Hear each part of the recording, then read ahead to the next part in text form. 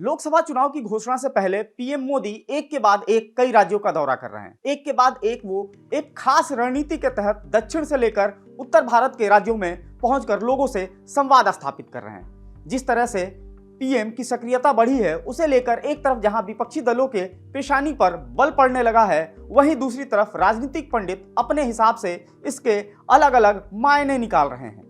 आज के इस एक्सप्लेनर में हम इसी बारे में बात करेंगे कि आखिर बीजेपी की वो खास रणनीति क्या है और उसके राजनीतिक मायने क्या हैं। नमस्कार, मेरा नाम है मार्तंड सिंह और आप देख रहे हैं डेली लाइन। देश इस समय चुनाव के मुहाने पे खड़ा है। इलेक्शन कमीशन राज्यों के दौरे पे है। प्रशासनिक अधिकारियों और राजनीतिक पार्टियों के साथ आयोग लगातार बैठकें कर रहा है। कयास लगाया जा रहा है कि जल्द ही देश में लोकसभा चुनाव की तारीखों का ऐलान हो सकता है। ऐसे में बीजेपी एक्शन मोड में आ चुकी है और इसकी कमान संभाल रहे हैं खुद प्रधानमंत्री नरेंद्र मोदी।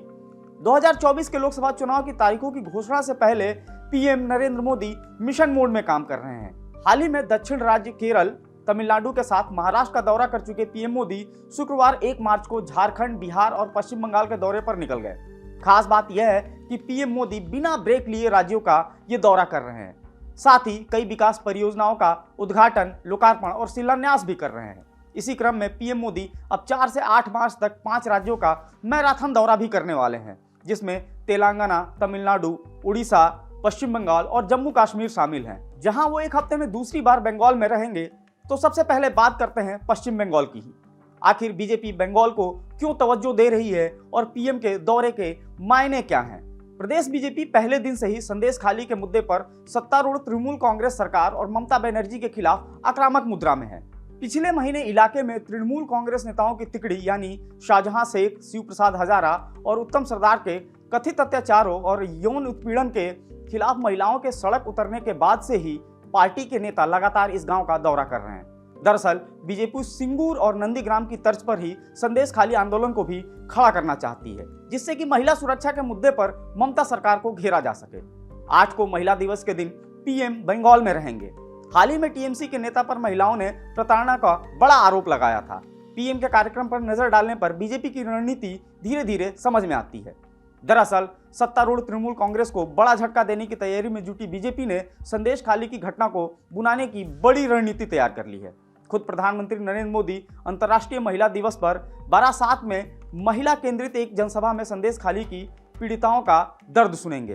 पहले यहां पीएम की जनसभा 6 मार्च को होनी थी, लेकिन बड़ा संदेश देने के लिए पीएम की जनसभा में परिवर्तन कर उसे 8 मार्च को किया गया।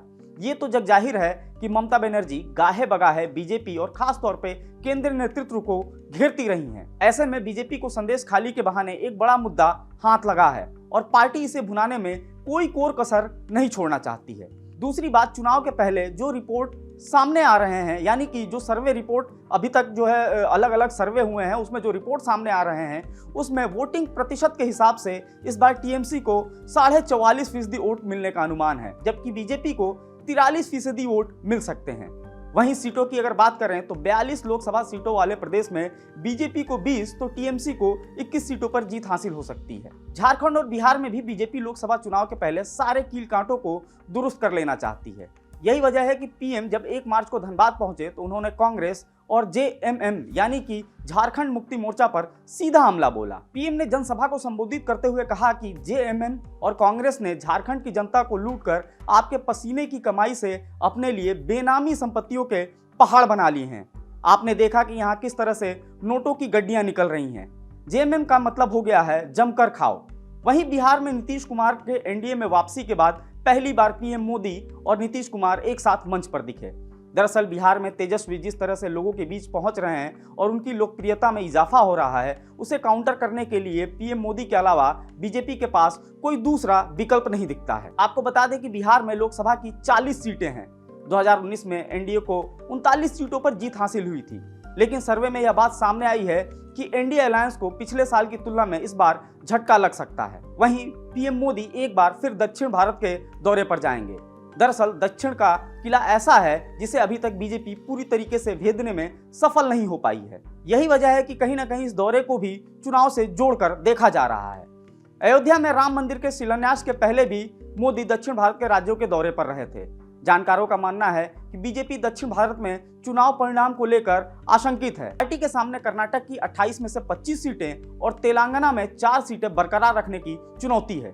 बीजेपी ने साल 2019 के लोकसभा चुनाव में तेलंगाना की 17 सीटों में से 4 पर जीत हासिल की थी। पार्टी कर्नाटक और तेलंगाना के अलावा केरल और तमिलनाडु जैसे दक्षिण राज्यों में भी अपनी मजबूत आधार बनाना चाहती है। तमिलनाडु से बीजेपी को भले ही एक भी सीट ना मिली हो, लेकिन वहां से आने वाले एल मुरुगन को पीएम मोदी ने अपनी कैबिनेट में राज्य मंत्री बनाया। पोंगल के मौके पर पीएम मोदी उनके घर पहुंचे और पूरे विधि विधान के साथ नए वर्ष के इस त्योहार को मनाया। तमिलनाडु से दिल्ली की दूरी भले ही 2500 किलोमीटर है, लेकिन शुद्ध परंपरागत तमिल परिधान में आकर मोदी ने दिल्ली से ही तमिलनाडु को अपने भावुक रिश्ते की डोर से बांधने की कोशिश की। वहीं दूसरी तरफ अगर देखा जाए तो हर एक जनसभा में जब मोदी पहुंचते हैं तो वहां मोदी की गारंटी का जिक्र कर वो विपक्षी खेमे को, खासतौर से कांग्रेस को घेरने की भी तैयारी करते हैं। आज की वीडियो में फिलहाल इतना ही। फॉलो करते रहे हमारे डिजिटल प्लेटफॉर्म डेली लाइन को।